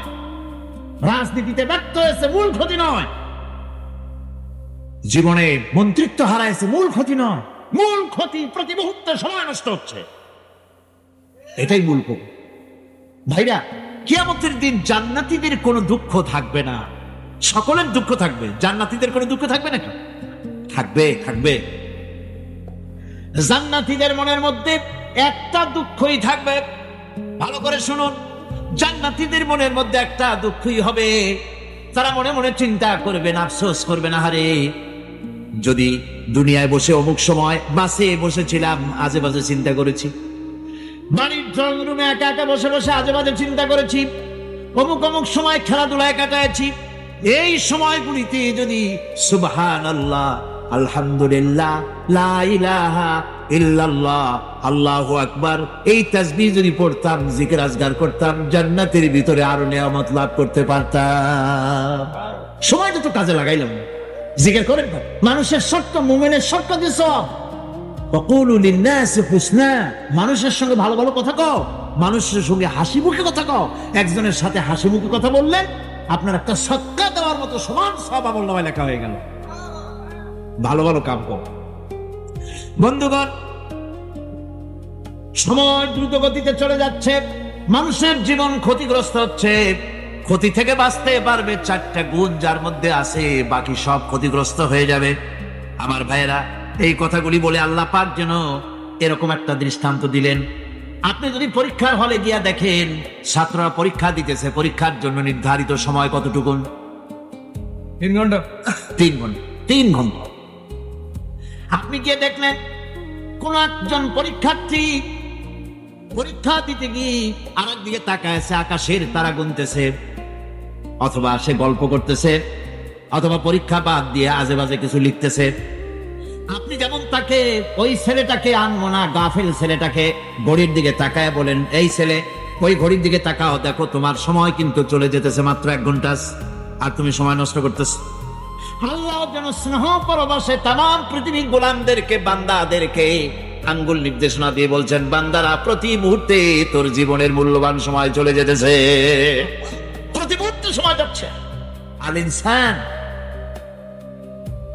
ইনসান বলতে শুধু মুসলমান না, ইনসান বলতে কি মুসলমান শুধু না, আল ইনসান মানব মণ্ডলী, বিশ্বের সমস্ত মানুষকে আল্লাহ বলছেন, হিন্দু, খ্রিস্টান, বৌদ্ধ, নাসারা, ইহুদি, মজুসি, মুসলমান, বিশ্বের সব মানুষকে আল্লাহ বলছেন। যেহেতু আল্লাহ স্রষ্টা, মানুষের ব্যাপারে সার্বিক কল্যাণময় কথা কে বলতে পারেন? কে বলতে পারেন? সে আল্লাহ রাব্বুল আলামিন বলছেন, সময় চলে যাচ্ছে ও পৃথিবীর মানুষেরা। এই মানুষ বলতে আল্লাহ রাব্বুল আলামিন কোন ব্যক্তি, কোন গোষ্ঠী, কোন জাতিকে বলেন নাই, বলেছেন সমগ্র মানবতাকে। এর অর্থ হচ্ছে সূরাটিতে উল্লেখ্য 4টি গুণ যদি আমল করতে পারে লোকেরা, যেই ব্যক্তি করবে, যেই সমাজ করবে, যেই রাষ্ট্র করবে, যেই গোষ্ঠী করবে, যেই জাতি করবে, তারাই ক্ষতি থেকে বেঁচে যাবে। আর যারা করবে না তারা ক্ষতিগ্রস্ত হবে। কি হবে বলুন?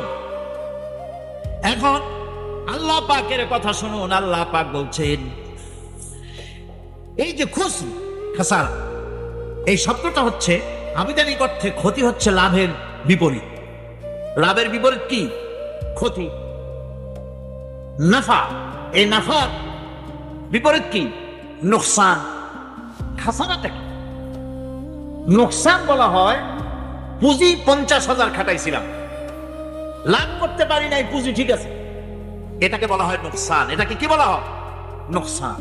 কিন্তু আমি পুঁজি খাটিয়েছিলাম 50,000 টাকা, লাভ তো হয়ই নাই, পুঁজিও চলে গেছে, আমও গেছে, সালাও গেছে, আমও নাই, সালাও নাই। এইটারে আরবিতে কি বলা হয়? হাসান। দেউলিয়া। দেউলিয়া হয়ে গেছে। দেউলিয়াটা বোঝেন ভালো আপনার, দেউলিয়া হয়ে গেছে। কোরআন লাভ বা সাফল্যের ধারণা যেমন নিছক পার্থিব নয়, সমৃদ্ধির কথা শুধু পার্থিব নয়, জন্ম থেকে শুরু করে মৃত্যু পর্যন্ত। কোরআনের লাভের কথা যখন বলা হয় তখন জন্ম থেকে মৃত্যু পর্যন্ত, আখিরাত পর্যন্ত, কিয়ামত পর্যন্ত। ক্ষতিটাও জন্ম থেকে শুরু করে মৃত্যু পর্যন্ত, কিয়ামত পর্যন্ত ক্ষতিটা। এই ক্ষতি থেকে বাঁচবার জন্য কোরআনে কারিমে বিভিন্ন জায়গায় এই খাসারা শব্দ ব্যবহার করা হয়েছে। যাদের পাল্লা ভারী হবে কিয়ামতে, তারাই হবে সফল কাম। আর যাদের পাল্লা হালকা হবে, নেকির পাল্লা যাদের হালকা হবে, তারা হবে ক্ষতিগ্রস্ত। তারা নিজেদের ক্ষতি নিজেরাই ক্ষতি সাধনকারী হবে কিয়ামতের দিন। কাজে মানুষের জীবনের সমুদয় কার্যাবলীর ভালো অংশ যদি খারাপ অংশের উপরে বিজয়ী হয়, তারপরে খারাপ অংশ পাওনাদারদের দিয়ে টিয়া, এরপরে যদি নেকি কিছু বাকি থাকে, তাহলে বোঝা গেল লোকটা কিয়ামতে নাজাত পাবে।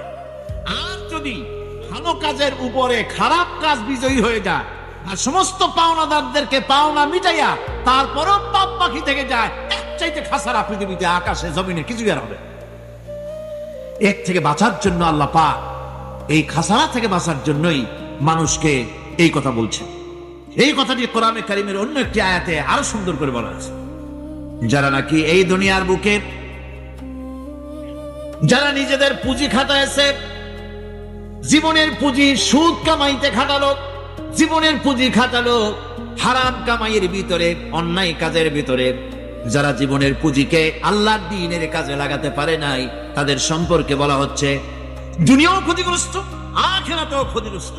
এটা হচ্ছে তার জন্য সুস্পষ্ট ক্ষতি, এর থেকে বড় ক্ষতি আর কিছুই হতে পারে না। আল্লাহ পাক কোরআনে কারিমে অন্যত্র বলেছেন, আমি এই কোরআন অবতরণের পরিক্রমায় এমন সব বিষয় অবতীর্ণ করেছি যা মুমিনদের জন্য নিরাময় এবং তাদের জন্য রহমত, আর জালিমদের জন্য ক্ষতি ছাড়া আর কিছুই বৃদ্ধি পায় না। জালিমদের জন্য ক্ষতি বৃদ্ধি পায়, আর যারা মুমিন তাদের জন্য এর মধ্যে নিরাময় আছে, এর মধ্যে রহমত আছে। অর্থাৎ যারা এই কোরআনকে যারা নিজেদের আইনের কিতাব হিসাবে গ্রহণ করেছে, কোরআনকে তাবিজের কিতাব হিসাবে নয়, ধর্মীয় কিতাব হিসাবে নয়, কোরআন সংবিধান। কোরআন কি? কোরআনকে যারা সংবিধান হিসাবে মেনে নিয়েছে, কোরআনকে যারা সংবিধান হিসাবে গ্রহণ করলো ব্যক্তি, পরিবার, সমাজ, রাষ্ট্রে, তাদের যাবতীয় মানসিক, বুদ্ধিবৃত্তিক, নৈতিক, তামাদ্দনিক রোগের নিরাময় হবে, এর দ্বারা শান্তি হবে। কিন্তু যেসব জালিম এই কোরআনকে প্রত্যাখ্যান করেছি, কোরআনকে যারা মৌলবাদীদের কিতাব বলে, কোরআনের কথা বললে মৌলবাদ বলে গাল দেয়, তারা তাদের কপালকে পোড়াইয়া ছাই বানাইয়া দিছে, তাদের তাদের কপাল ভস্মীভূত করে দিয়েছে। আমার দেশে, এই দেশটা কি মুসলমান বেশি না অন্য জাতি বেশি? কোন জোরে কোন? মুসলমান সবচেয়ে। খুব লক্ষ্য করে শোনেন, এই দেশে সবচেয়ে মুসলমান বেশি, ইন্দোনেশিয়ার পরই। পৃথিবীর দ্বিতীয় বৃহত্তম মুসলিম দেশ হলো কোনটা? বাংলা। এই দেশে ইসলামরে যত গালি দেওয়া হয়েছে, কোরআনকে যত গালি দেওয়া হয়েছে, আলেমদেরকে যত গালি দেওয়া হয়েছে, রাসূলুল্লাহকে যত গালি দেওয়া হয়েছে, ইসলামী আদর্শকে যত গালি দেওয়া হয়েছে, পৃথিবীতে কোন দেশে এইভাবে ইসলামকে গালি দেওয়া কোথাও হয় না। এমনকি আমেরিকার মতো দেশে, ইংল্যান্ডের মতো দেশেও কোরআনের বিরুদ্ধে এত কথা কেউ বলতে সাহস পাবে না, ইসলামের বিরুদ্ধে কথা বলতে সাহস পাবে না, যেহেতু মুসলমানেরা সেখানে পাল্টা আক্রমণ করবে। আজ আমার দেশে মুসলমানের ঘরের সন্তান হইয়া ইসলামের বিরুদ্ধে তারা বক্তব্য রাখে। মৌলবাদ মৌলবাদ জিকেন উঠে গেছে। বিল ক্লিন্টনরা, আমেরিকার প্রেসিডেন্টরা যখন শপথ নেন, প্রেসিডেন্ট হিসেবে ওথ নেন, বাইবেলের উপরে হাত রাখেন আর বলেন, এই মহাগ্রন্থকে স্পর্শ করে শপথ নিচ্ছি, আমি আমার চিন্তা চেতনা, আমার মেধা, আমার প্রজ্ঞা, সবটা আমার জাতি, আমার দেশকে উন্নয়নের জন্য, এর সমৃদ্ধির জন্য, এর সংরক্ষণের জন্য আমি আমার জীবনকে উৎসর্গ করব। বাইবেলের উপরে স্পর্শ করে এই শপথ তারা নেন। আমার দেশের প্রেসিডেন্ট, প্রধানমন্ত্রী শপথ নেওয়ার সময় কোরআন শরীফের উপরে হাত রাখে যদি, তাহলে বলা হবে বেচারা মৌলবাদী হয়ে গেছে। এটা করা যাবে না। আর যদি কেউ করে সামান্য কিছু, কোরআন না, যদি তসবিহ নিয়েও আসে, তাহলে বুঝতে হবে জাতির সাথে একটা প্রতারণা ছাড়া কিছুই। কাজী ধর্মের প্রতি আকর্ষণ একটা ভিন্ন জিনিস, সেই জিনিসকে ছেড়ে যারা দেয় তারাই ক্ষতিগ্রস্ত হয়, আর যারা ধরে রাখে তারা দুনিয়ায় ক্ষতিগ্রস্ত হয় না। আল্লাহ পাক এখানে রাসূল করিম সাল্লাল্লাহু আলাইহি ওয়াসাল্লামের একটি হাদিস প্রণিধানযোগ্য কোরআনের ব্যাপারে। হুজুর বলেছেন, আল কোরআন হুজ্জাতুন লাকা ওয়া আলাইক। এই কোরআন হয় তোমার পক্ষের সাক্ষী, না হয় এই কোরআন তোমার বিপক্ষের সাক্ষী। কিয়ামতে এই কোরআন হয় তোমার পক্ষে কাজ করবে, নতুবা এই কোরআন তোমার বিপক্ষে কাজ করবে। দুই অবস্থা থেকে খালি হবে না, হয় কোরআন তোমার পক্ষে সাক্ষী দেবে, না হয় আমরা কি চাই? কিয়ামতে কি চাই? বলেন কি চাই? কোরআনের পক্ষে যদি আমরা সাক্ষী চাই, তাহলে এই কোরআনের পক্ষে আমাদেরকে কাজ করতে হবে। এছাড়া আমাদের নাজাতের কোনো পথ নাই। আমাদের মুক্তির পথ হচ্ছে কোরআন কেন্দ্রিক, রাসূলুল্লাহ হাদিস কেন্দ্রিক। এর বাইরে আমাদের সমস্ত পুঁজি নষ্ট হয়ে যাবে। আমাদেরকে পৃথিবীতে টিকে থাকতে হলে কোরআনের উপরে ভিত্তি করে আমাদেরকে বাঁচতে হবে, টিকতে হবে। কোরআনে কারিমে আল্লাহ রাব্বুল আলামিন অন্যত্র বলেছেন, বলো প্রকৃত দেউলিয়া তারাই যারা কিয়ামতের দিন নিজেকে, নিজের পরিবার পরিবর্গকে এই ক্ষতির দিকে যারা ঠেলে দেবে। ভালো করে শুনে নাও, এটি হচ্ছে সুস্পষ্ট ক্ষতি, সুস্পষ্ট দেউলিয়াপনা। তার মানে হলো, মানুষ এই পৃথিবীতে তার জীবন, তার চিন্তা, তার জ্ঞান, তার বুদ্ধি, তার প্রজ্ঞা, তার শরীর, তার শক্তি, তার যোগ্যতা, তার মেধা যদি অন্যায় কাজে ব্যয় করে, আল্লাহ নাই এই চিন্তা করে বসবে, এর উপরে সে আন্দোলন চালালো। অনেক হয় ইলাহ নাই, অথবা অনেক ইলাহ আছে, এগুলোর উপরে কথা বললো, বুদ্ধিজীবী হয়ে, সাহিত্যিক হয়ে ইসলামের বিরুদ্ধে লেখলো। আমার দেশের একজন বুদ্ধিজীবী তো সেদিন বলেই বসলেন, হতে পারতেন যদি মালাউন, ওই বেটার নাম মুসলমান, সে একটা মুসলমানের সন্তান, আমি ওটার নাম নিব না, একটা বুড়া মুসলমান, মুসলমান নামের কলঙ্ক। রণেশ দাশগুপ্ত বলল, আর সেই জন্য সে আফসোস করে বলল, হতে পারতেন আমিও যদি ওর মতো মালাউন। আরে তো মালাউন বাবা, তোমার এত দুঃখ, মাথাটা কামাই একটা টিকে রেখে দাও, একটা ধুতি বড়, কে তোমারে কইবে না তুমি মালাউন? বরং মালাউন হওয়ার আকাঙ্ক্ষা করে জাতিরে তোমার জানাজা পড়া দিয়ে বাঁচাই দিছে, তোমার জানাজা কেউ পড়বে না। তো যারা সাহিত্যিক হয়ে, বুদ্ধিজীবী হয়ে, কবি হয়ে গোটা জাতিকে বিভ্রান্ত করে, কিয়ামতের দিন সে নিজে তার সন্তান সন্ততি আর যত লোককে বিভ্রান্ত করেছে সকলকে নিয়ে কিয়ামতে ক্ষতিগ্রস্ত হবে। আর এটাই হচ্ছে সবচেয়ে বড় ক্ষতি। এই ক্ষতি থেকে বাঁচার জন্য আল্লাহ রাব্বুল আলামিন কোরআনে কারীমের মধ্যে বলেছেন, মানুষের সমগ্র মানুষের জীবন ক্ষতিগ্রস্ত। কে বলতেছেন? গা শিউরে ওঠার কথা না? গা শিউরে ওঠে। আল্লাহ বলতেছেন ক্ষতিগ্রস্ত। আপনি যতই মনে করেন আপনার মিল আছে, কল আছে, কারখানা আছে, মন্ত্রী, টাকা পয়সা আছে, প্রেসিডেন্ট হয়েছেন, প্রধানমন্ত্রী হয়েছেন, আপনার জীবন সফল হয়েছে, আল্লাহ বলেন না, জীবন ব্যর্থ, জীবন বিফল, জীবন ক্ষতিগ্রস্ত। তামাম পৃথিবীর সমস্ত মানুষ ক্ষতিগ্রস্ত, ব্যর্থ। 4টা কাজ করলে সফল হবে। কয়টা কাজ? 4টা কাজ করলে জীবন হবে সফল। আমরা কি জীবন ক্ষতি করতে চাই না জীবনের সফলতা চাই? চিল্লায় বলেন কি চাই? সেই সফলতার কথা আমি আগামীকাল আপনাদের সামনে আলোচনা করব ইনশাআল্লাহ। আমি গুনে গুনে তাদের সমস্ত আমলগুলি লিপিবদ্ধ করে রেখেছিলাম। এখন বুঝো মজা, এখন তোমাদেরকে আযাব ছাড়া আর কিছুই বাড়ানো হবে না। এ হলো আজকে যেটুকুন আলোচনা করতে চাই সেটুকুনের তর্জমা। আমি চেষ্টা করব খুব সংক্ষেপে কথাগুলিকে আপনাদের সামনে পেশ করার জন্য। বিমাশিয়াতিল্লাহ তাআলা। ইন্না জাহান্নামা কানাত মিরসাদা। জাহান্নাম হচ্ছে একটি ঘাঁটি, একটি ফাঁক। আরবি রাসাদ শব্দ থেকেই মিরসাদ শব্দের উৎপত্তি হয়েছে। এর অর্থ হলো ঘাঁটি, ফাঁক। জাহান্নাম শিকারি ধরার জন্য ওত পেতে বসে আছে, এটাই বোঝানো হয়েছে। জাহান্নামের শিকার তারাই হবে যারা পৃথিবীতে আল্লাহ পাকের আনুগত্য করেনি, নবী করিম সাল্লাল্লাহু আলাইহি ওয়াসাল্লামকে বিশ্বাস করে নাই, ইসলামী আন্দোলনের সঙ্গে বিরোধিতা করেছে। তাদের জন্যই কিয়ামতে জাহান্নাম হবে। জাহান্নামে কারা যাবে, শাস্তি কি ধরনের হবে, আর জাহান্নাম থেকে কারা মুক্তি পাবে, এটাই হবে আজকের মূল আলোচনা। আল্লাহ রাব্বুল আলামিন কোরআনে কারীমের মধ্যে বলছেন, ওয়ালাকাদ যারা'না লিজাহান্নামা কাসীরাম মিনাল জিন্নি ওয়াল ইনস।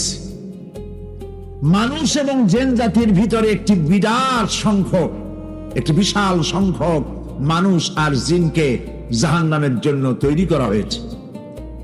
এদের পরিণতি হবে জাহান্নাম। কাদের? যাদেরকে আমি কাল্ব দিয়েছি, অন্তঃকরণ দিয়েছি, সেই অন্তঃকরণ দিয়ে, সেই মন দিয়ে, সেই চিন্তা দিয়ে, সেই চেতনা দিয়ে, সেই প্রজ্ঞা দিয়ে, সেই মেধা দিয়ে তারা আমাকে চিনতে চেষ্টা করলো না। এদের বিবেক আছে, সব বুঝেছে, কিন্তু আমাকে বুঝতে পারে নাই। এরা চাঁদের সৌন্দর্য বর্ণনা করেছে, এরা সূর্যের সৌন্দর্য বর্ণনা করেছে, এরা ফুলের সৌন্দর্য বর্ণনা করেছে, কিন্তু ফুলের ঘ্রাণ কে দিল তাকে তারা খুঁজে পায় নাই। কাল্ব দিয়েছি, বিবেক দিয়েছি, কিন্তু এই বিবেক দিয়ে তারা বিবেচনা করতে চেষ্টা করে নাই, চিন্তা করে আমাকে পায় নাই। প্রিয় ভাই, সব নাস্তিক হয় কারা? কোন বিজ্ঞানী, বড় বিজ্ঞানী, চিকিৎসা বিজ্ঞানী, এরা কিন্তু নাস্তিক হয় না। নাস্তিক হয় সাহিত্যিক আর দার্শনিক, এরাই নাস্তিক হয় বেশি। কেবলমাত্র শান্তিনিকেতনের মুরিদ যারা, ওইখানকার খলিফা যারা, এরকমের সাহিত্যিক, এরকমের দার্শনিক, ওরাই দুনিয়ার সব বোঝে, আল্লাহরে বোঝে না। এদের চোখ দিয়েছি, এরা দুনিয়ার সব সৌন্দর্য উপভোগ করে, কিন্তু আমাকে চিনতে চেষ্টা করে না। তারা আমার কিতাব দেখা, আমার এই ভয় হয়, হে আমার জীবিত আত্মা, তোর জন্য মৃত্যু না হয়ে যায়। কারণ তোর বেঁচে থাকার অর্থই হলো আমার বেঁচে থাকা, আর তুই মরে যাওয়ার অর্থ হলো আমি মরে যাওয়া। যে যার বিবেক মারা গেছে তার বেঁচে থাকার কোনো লাভ নাই। বিবেক জাগ্রত, সচেতন ওই সব মানুষের যারা আল্লাহ পাকের সৃষ্টি নৈপুণ্যতা দেখে মাথা সিজদায় অবনত করে দেয়। আল্লাহ পাক বলছেন, কাল্ব দিলাম, গবেষণা করলো না, চোখ দিলাম, দেখলো না, কান দিলাম, শুনলো না। এদের অবস্থা কি? আল্লাহ রাব্বুল আলামিন বলেন, এরা চতুষ্পদ জানোয়ারের মতো, এরা পশু, এরপরে আল্লাহ পাক বলছেন বালহুম আদল, পশুর চাইতে নিকৃষ্ট। প্রিয় ভাই সব, জাহান্নাম বড় কঠিন জায়গা। হাসরবাসীরা জাহান্নামের গর্জন শুনতে পাবে। খুব কঠিন জায়গার দিকে আমরা প্রতি মুহূর্তে অগ্রসর হচ্ছি। আল্লাহ যেন জাহান্নাম থেকে আমাদেরকে রক্ষা করেন, আমরা বলি আমিন। কিয়ামতের ময়দানে জাহান্নামের গর্জন হাসরবাসীরা শুনতে পাবে। আল্লাহ রাব্বুল আলামিন বলেন, যখন জাহান্নাম গর্জন করতে থাকবে, জাহান্নামের প্রচন্ড গর্জন, তাকাদু তামাইয়াজু মিনাল গায়ব, মনে হবে যেন জাহান্নাম গোসায় ফেটে পড়তে চাইছে।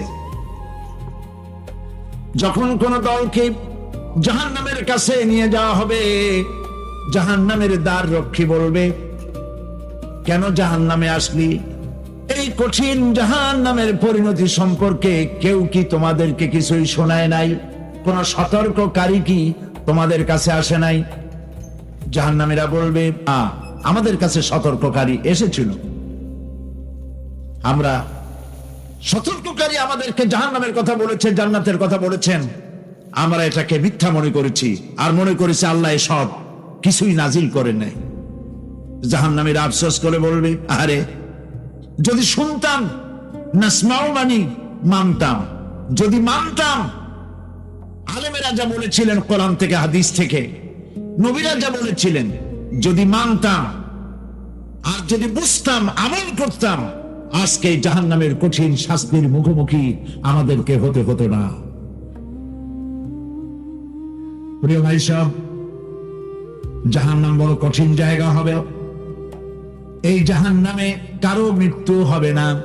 এই পৃথিবীতে রোগ হোক, যত বড় মারাত্মক রোগ হোক, একদিন রোগী জরা জীর্ণ হয়ে ক্লান্তি হয়ে মৃত্যু হয়ে যাবে ঠিক, কিন্তু মানুষ যখন জাহান্নামে চলে যাবে, মৃত্যু যতই কামনা করুক না, কোনো মৃত্যু আর আসবে না। আল্লাহ পাক বলেছেন, জাহান্নামের কঠিন শাস্তি, মানুষ সেখানে বাঁচবেও না, মরবেও না, এমন এক দুরবস্থার মুখোমুখি হতে হবে পৃথিবীর মানব মণ্ডলীকে, কাফেরদেরকে, যারা জাহান্নামে যাবে। জাহান্নামীরা মৃত্যু কামনা করবে, বলবে, আরে যদি মরে যাইতাম। কোরআনে কারীমে রব্বুল আলামিন বলে, ভুল হইতেছে, সূরা সানা শুদ্ধ না, কথা সত্যি না। আপনি নামাজিদেরকে নিয়ে মসজিদে, আপনি আমাদের জিগনা বাবাজিরা নামাজ পড়েন, মুসল্লি আছেন, তাদের নিয়ে আপনি আলহামদুলিল্লাহ সূরাটা, সূরাতুল ফাতিহা নিয়ে তেলাওয়াত শুনেন, ওর মধ্যে কমসে কম প্রায়টি ভুলই বাড়াইব, মাখরাজের ঠিক নাই। কোন ভুল অ্যাপ্লিকেশন দিলে কি অফিসে গ্রহণযোগ্য হয়? ভুল অ্যাপ্লিকেশন দিলে যেটা অফিসে গ্রহণযোগ্য হয় না, তাহলে আমার আহকামুল হাকিমিন, যিনি সারা কায়নাতের বাদশাহ, সেই বাদশার অফিসে যদি আমরা ভুল অ্যাপ্লিকেশন দেই, তা আমাদের কি মন করে আমাদের অ্যাপ্লিকেশনটা শুদ্ধ হইব, আমাদের ইবাদতগুলো শুদ্ধ বাড়াইব? আমরা এক নম্বরে আমাদের নামাজকে শুদ্ধ করার প্রয়োজন আছে।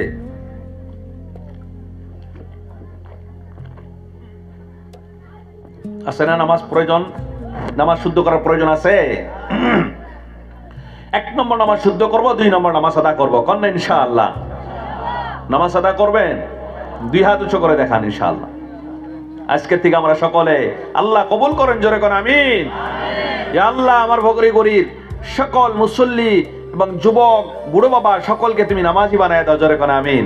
হাত নামাইছেন, যারা চালাক ওনারা হাত নামায় হেলাই দিছে, যে এখানেও আদা করে কাল সকালে তো মসজিদ যাবই না, বেজালটা পড়ি না। আল্লাহ যদি হাত উঁচা করার রসুল্লাহ যদি কবুল করে, আল্লাহ যদি নামাজি বানায়, আমাদের কি যায় আসে? 2 হাত উঁচু করে দেখো, আল্লাহ তুমি আমাদেরকে নামাজি বানায়, জোরে কোন আমিন। হাত নামাজ 1 নম্বর। 2 নম্বর, নামাজের পরে রাসূলের সুন্নতের প্রয়োজন আছে। আমরা দেখেন, যেই নামাজ আপনি সুন্নত নিয়ে পড়বেন, সেই নামাজে আপনি 100 নেকি পাবেন, আর সুন্নতকে বাদ দিয়া পড়লে সেই নামাজের আপনি 50 নেকি পাবেন। তাহলে আমরা যদি আদা ইবাদতের মধ্যে কমি বেশি হয়ে যায় সুন্নতের কারণে, তাহলে আমরা সুন্নতটাকে আদা করার প্রয়োজন আছে কি আছে না? আমার বন্ধু, আল্লাহ রাব্বুল আলামিন পবিত্র কুরআনুল কারীমের মধ্যে বলেন, يا أيها الذين آمنوا واستعينوا بالصبر والصلاة إن الله مع الصابرين জোরে বলা যাবে কি বন্ধু সুবহানাল্লাহ আল্লাহ ও লা ইলাহা ইল্লাল্লাহ জোরে লা ইলাহা ইল্লাল্লাহ বন্ধু লা ইলাহা ইল্লাল্লাহ জোরে লা ইলাহা لا إله إلا الله বন্ধু لا إله إلا الله তোমার নামের মালায় গেছে সেই মালাটা গলে পড়ে তোমার নামেরই মালা গেছে সেই মালাটা গলে পড়ে সেই মালাটা গলে পড়িলা ইলাহা ইল্লাল্লাহ জোরে লা ইলাহা ইল্লাল্লাহ জোরে লা ইলাহা মুহাম্মাদুর রাসূলুল্লাহ সাল্লাল্লাহু আলাইহি ওয়াসাল্লাম। আমি আমার এই মেহফিল থেকে বকরগুড়ি ছিল ভরাগুড়ি আমার এই অঞ্চলের যুবক দাড়ি পাকা চুল পাকা বাবা যান আর যুবক বন্ধুদের মাঝখান থেকে একজন আল্লাহর বান্দার নাম আমি চেয়েছি যে বান্দাটা আমার আল্লাহ বলেছেন মান বানা লিল্লাহি মসজিদা মসজিদ বানানোর খাতিরে ঈদগাহ বানানোর খাতিরে নামাজ পড়ে আর পড়ার সুবিধা করে দেওয়ার কারণে আমার আল্লাহর এই 10 কদমের জমিনের উপরে কপাল নামের কলম দিয়ে আমার আল্লাহর নামে দিনের মধ্যে সহি করে দেওয়ার জন্য একজন বান্দার কাছে নামাজের সুবিধার কারণে একজন বান্দার কাছে আমি 5,000 টাকা চেয়েছি অন্তর খুলে 200 কিলোমিটারের থেকে অধিক রাস্তা জার্নি করে আপনাদের জন্য মুস্তাফার জন্য আপনাদের দোয়া নেওয়ার জন্য গুনাহগার বান্দা হাজির হয়েছে। ও আমার বন্ধু আমার যুবক আমার দাড়ি পাকা চুল পাকা আব্বা